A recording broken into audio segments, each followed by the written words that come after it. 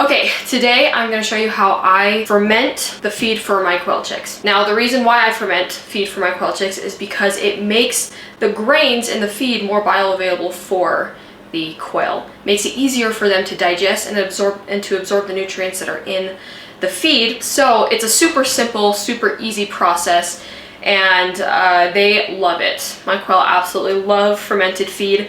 Now, I have fermented feed for almost all of the livestock that I've ever had. My quail, chickens, ducks. I even did some for my sheep, and they loved that as well. So super simple. I'm gonna show you how to do it. I'm gonna be honest with you, it's kind of a mess. It doesn't need to be a mess, but the truth of the matter is I need bigger jars.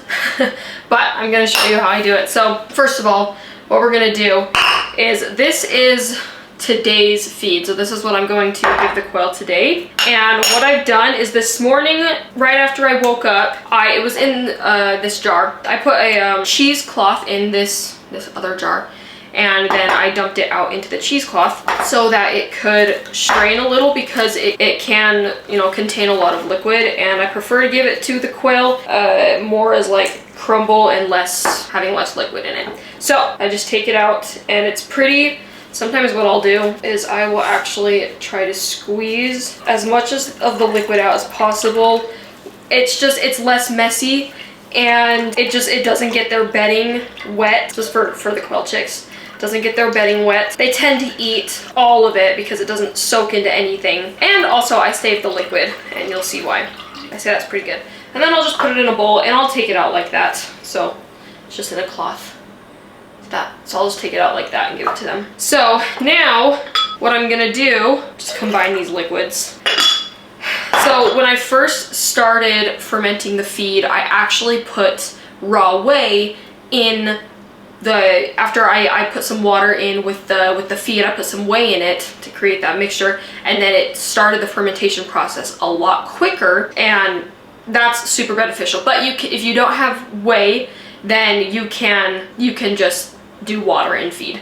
That's fine. So I do a 3-day fermentation process, and so it ferments for 3 days before I give it to the quail. Now, because I did use whey to start, that just got the fermentation process started a lot quicker. But what I will do, instead of putting whey in every single time, I'll actually just save the liquid from the last batch, from like the batch that I give the quail that day, and then I'll put it into the new one, and that will again start the fermentation process much quicker. So what we're gonna do is, I'm gonna go fill this about halfway with feed, and then I'll be right back and show you what I do after that. Okay, so this is about halfway full. Now I'm just gonna dump this liquid in here.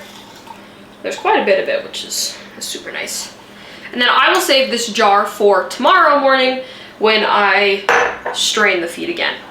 So I have this is a sourdough stirrer. I'll just use that to stir. Now, you want to you can kind of treat it like a sourdough starter. So if you look at this, here, let me add a little bit more water in here. I try to keep at least 1.5 inches from the top, because it will expand a lot. You can kind of treat it like a sourdough starter.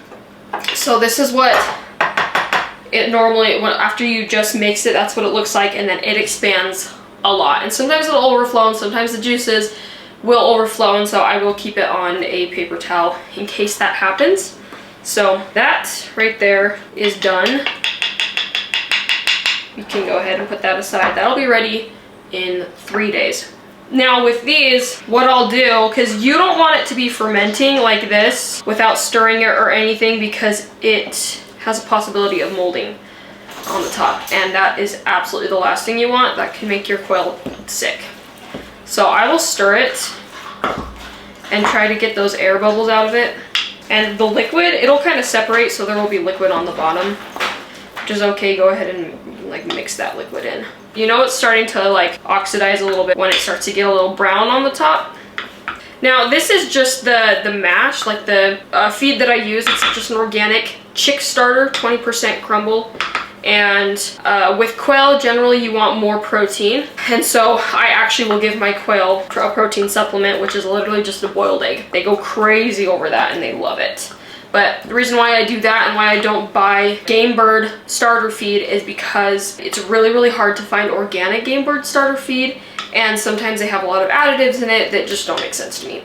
So that's why I buy the organic chick starter, and then I will give them a supplement. And then when they're older, when quail are adult birds, I will generally make my own feed for them, mix my own feed, so that I know exactly what it is that they're eating, because we're eating their eggs, we're eating their meat. I want to know exactly what's going into that. So these are mixed. It is a little messy, but that is okay. Now you can do this same process when as they get bigger. I have to upgrade the jars like every. So this is not all the food that they eat in one day for my quail chicks. I have only 13 right now because if you watch my other videos, my hatch was very strange. So I had several chicks that actually died, and I ended up with 13 chicks that survived out of 41 eggs that I put in the incubator. They also get dry feed in their, like dry crumble, so that they have food all the time, because with quail, problem is that if they don't have food all the time, they think they're starving almost all of the time. So yeah, super simple process. Let's go out and give this feed to the baby quail, and you're gonna see just how much they love it. Okay, one thing I forgot to mention is the lid. It does not have to be airtight. Actually, it should not be airtight, because it's going to expand, it's going to ferment, gases are going to want to escape. So to avoid lots of problems and it exploding and everything, so what I have here is just a weck jar. You can use a mason jar, whatever. But one thing I love about the weck jars is they have glass lids, and so it'll just sit on the top, but it allows those gases to escape.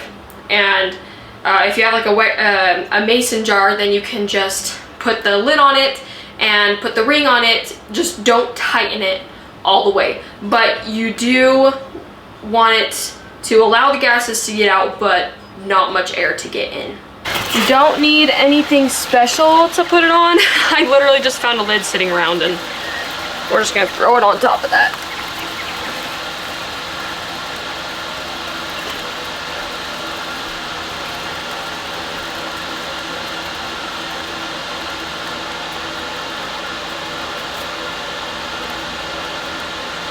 Okay, there you go. I hope you enjoyed this video and that helped you a little bit. If you have any questions about that, go ahead and put it down in the comments, and I will do my best to respond to them. And yeah, hopefully this helps maximize your feed and really get you the best bang for your buck. And also, it's amazing for the quail. Really, really good for the animals. So that's also super great. So yeah, we'll see you later.